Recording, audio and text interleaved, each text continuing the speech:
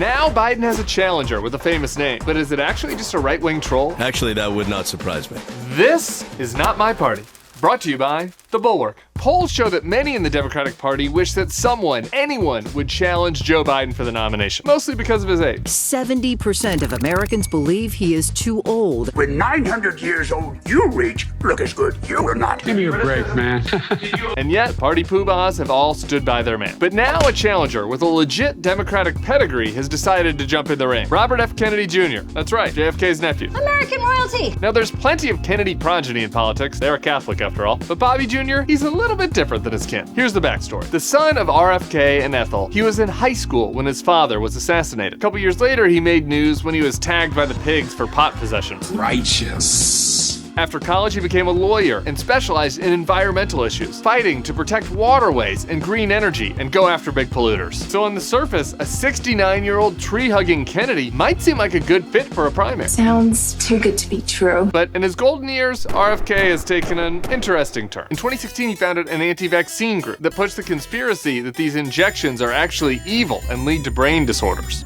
What? In 2017, he was named the head of a vaccine safety task force in the Trump administration. But it's unclear what, if anything, that task force actually did besides spread misinformation. Not a damn thing. So when COVID hit, RFK was right in the eye of the culture war storm over vaccines. He compared Biden's vax support to Nazi Germany, and he claimed that the COVID vaccines were medical racism and the new apartheid, which delighted Trumpers. Well, naturally. And RFK's anti-vax craziness isn't his only separation from Biden. On foreign policy, he has evolved from anti-war left to anti-deep state right. He's gone on far-right MAGA news outlets to spread lies about the surveillance state and attack the Biden administration's valiant assistance for Ukraine. Seems a little paranoid. And as part of that, he hasn't been shy about advancing blatantly false Russian propaganda like this. We should have listened to Putin over many years. Throughout all this, RFK has become kind of a mythical figure on the online MAGA right. They love the chance to use a famous Democrat to trigger the libs and their Ukraine flag emoji and jab-taking nonsense. Such uber ponage. As a result, he began to find himself in league with some of the right's slimiest grifters. He was invited to make frequent appearances on Steve Bannon's podcast, and he hung out with Roger Stone and Trump National Security Advisor turned coup-plotting lunatic Michael Flynn. Yuck.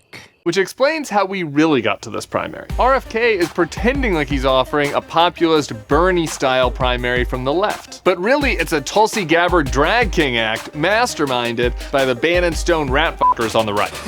They see RFK not as a legitimate candidate, but as a Trojan horse in their goal to damage Biden and get Trump back in the White House. To them, RFK is just a pawn. In fact, it's the exact same playbook as when they found Obama's brother in Africa and paid him to support Trump in 2016 over Hillary Clinton. Total dick move. A left-wing campaign focusing on issues that Democrats actually care about rather than vaccine paranoia and Russophilia might be worth watching given Biden's shaky poll stand. But this ain't that. That's just not who he is. And if the Dems aren't careful, these right-wing ratfuckers might bite off just enough to draw blood. The whole thing is highly suspect. We'll see you next week for more Not My Party, Jokic forever.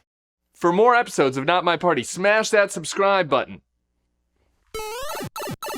And scan right here to subscribe on Snapchat, where you can get the episodes first and all the Not My Party content you desire.